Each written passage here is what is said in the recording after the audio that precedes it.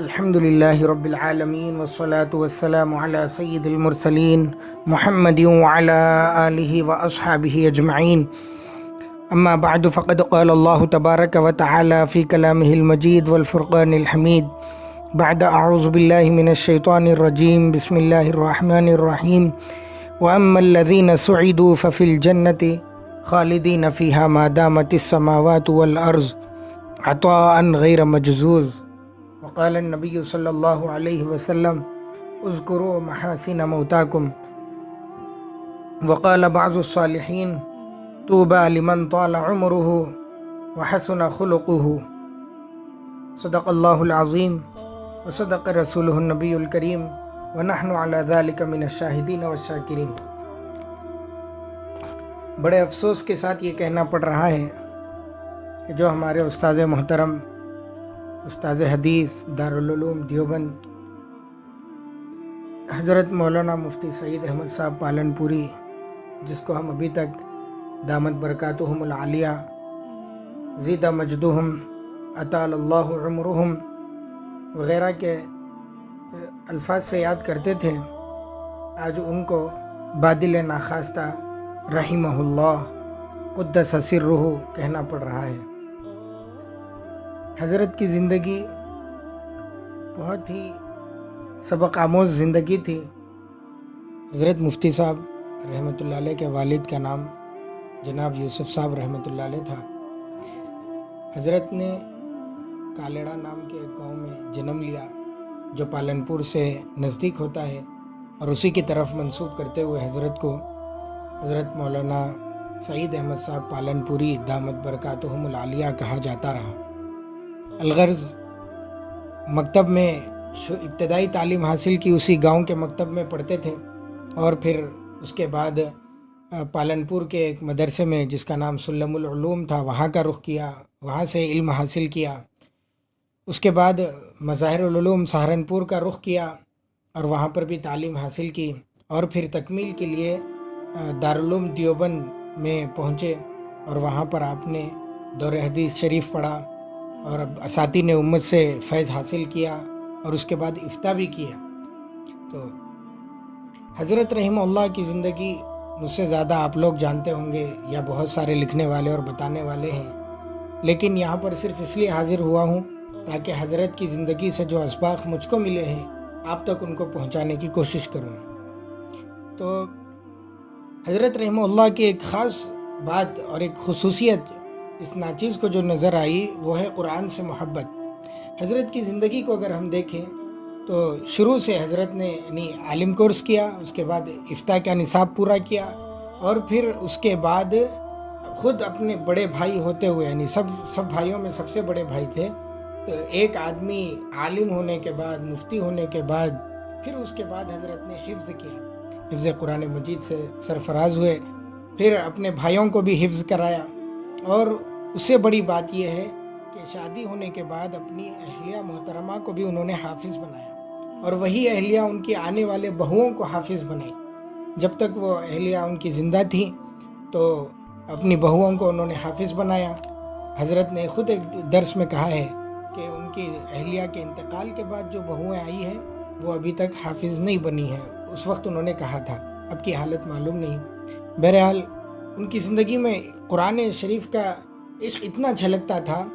دور حدیث کے درس کے موقع پر ان کا جو خاص خادم تھا، اس وقت ان کا نام ذہن میں نہیں ہے، تو اس لڑکے کا تکمیل قرآن ہوا تھا، قرآن مجید کا ختم ہوا تھا. تو اس موقع پر حضرت رحمۃ اللہ علیہ نے 1200 طلباء کے سامنے اس بچے کو انعام دیا تھا کہ لو بھائی، آج تم نے قرآن مجید کو ختم کیا ہے، آج تم نے قرآن کریم کی تکمیل کی ہے. تو یہ قرآن کا عشق ہر امتی کے دل میں ہونا چاہیے. اور دوسری اہم بات جو حضرت رحمہ اللہ کے درس سے جھلکتی تھی، ہر دل عزیز تھے اور ان کا درس بڑے شوق سے طلباء سننے آیا کرتے تھے، تو وہ حضرت فخر المحدثین حضرت مولانا فخر الحسن صاحب رحمۃ اللہ علیہ اور ابراہیم بلیاوی رحمۃ اللہ علیہ کا ثمرہ تھا. حضرت رحمہ اللہ نے ان دونوں استاذوں کو اپنا خاص بنایا تھا، اور ان دونوں استادوں کی نقل کرتے تھے سبق میں اور انہی کے طرز پہ سبق پڑھایا کرتے تھے۔ تو آدمی کو یہ چاہیے کہ اپنی زندگی میں درس دے رہا ہو یا پھر کوئی بھی لائن میں ہو تو اپنے استاذ کا انتخاب کرے، کسی بھی ایک استاذ کا یا کسی بھی 2 اساتذہ کا، کہ جن کے طرز پر پڑھ کر، جن کے طرز پر عمل کر کے آدمی ایک کامل بن سکتا ہے۔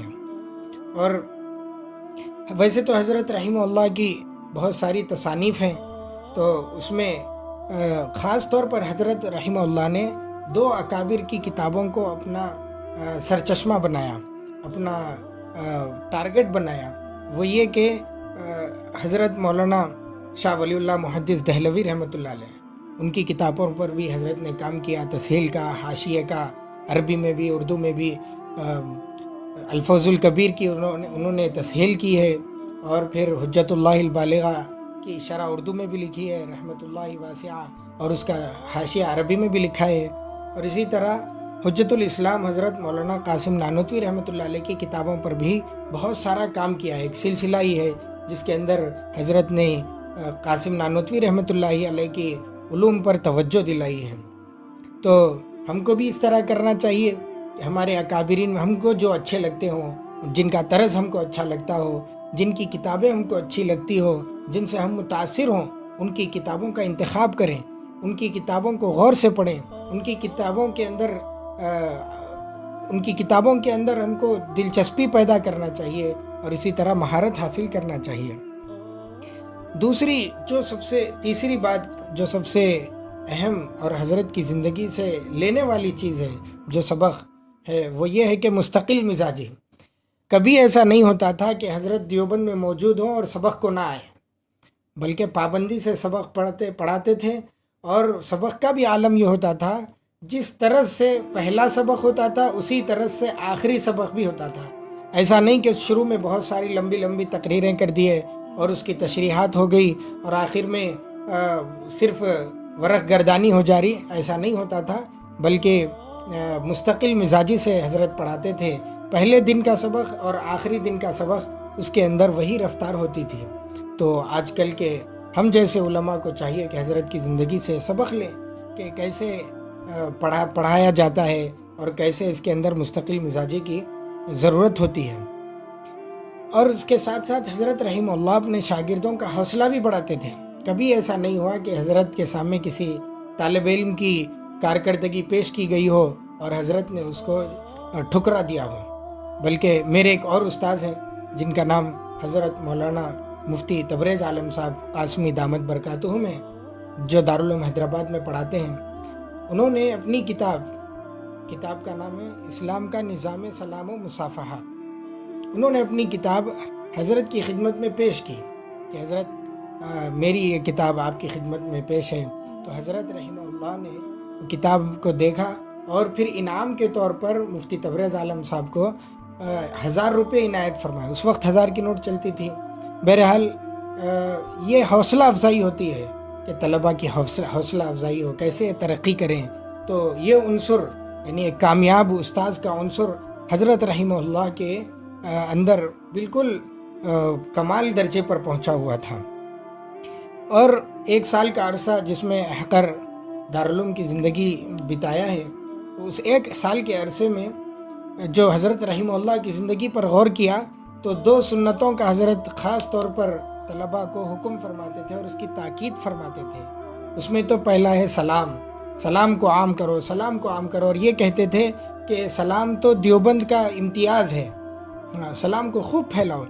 اور دوسرا ہے پگڑی کے اوپر بھی جو ہم سر پر امامہ جس کو کہتے ہیں، حضرت رحمہ اللہ کا یہ معمول رہا، جیسا کہ مستقل مزاجی بھی تھی، تو جب بھی بخاری شریف پڑھانے آتے تو باضابطہ پگڑی باندھ کر آتے تھے، اور کئی اساتذہ کو انہوں نے پگڑی بھی پیش کی ہے ہدیے کے طور پر، اور خود پگڑی کے اوپر انہوں نے ایک کتاب بھی لکھی ہے جو کہ واقعتاً پڑھے جانی چاہیے اور اس کے اوپر عمل بھی کرنا چاہیے انشاءاللہ۔ حضرت کی خاص خصوصیت یہ ہے جو مفتی شبیر احمد صاحب دامت برکاتہم العالیہ نے بھی اس کو نقل کیا ہے کہ پیچیدہ مسائل کو آسانی کے ساتھ سلجھا دیتے تھے۔ اتنا صاف اور شفاف حضرت کا درس ہوا کرتا تھا کہ اللہ اکبر بول نہیں سکتے، کہ حال میں ہی ثریا ستارے کے متعلق ایک حدیث آئی تھی، اس کی تحقیق میں بھی حضرت نے لاجواب تحقیق پیش کی، اور جتنے بھی لوگ تھے جو ثریا ستارے جو اس حدیث کے بارے میں ذکر کر رہے تھے، ان تمام کا مسکت جواب دیا، اور پھر سارے کے سارے علماء کے اندر اتفاق کی لہر دوڑ گئی۔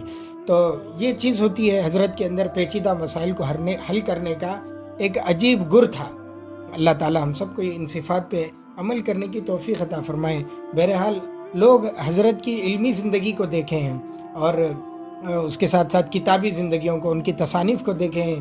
مدارس میں پڑھنے والا ایک بچہ آسان صرف آسان نحو پڑھتا ہے تو اسی وقت حضرت کو اپنا ماڈل بنا لیتا ہے کہ ہم حضرت کی طرح بنیں گے۔ تو میری گزارش ہے کہ ان صفات پر خاص طور پہ عمل کیا جائے۔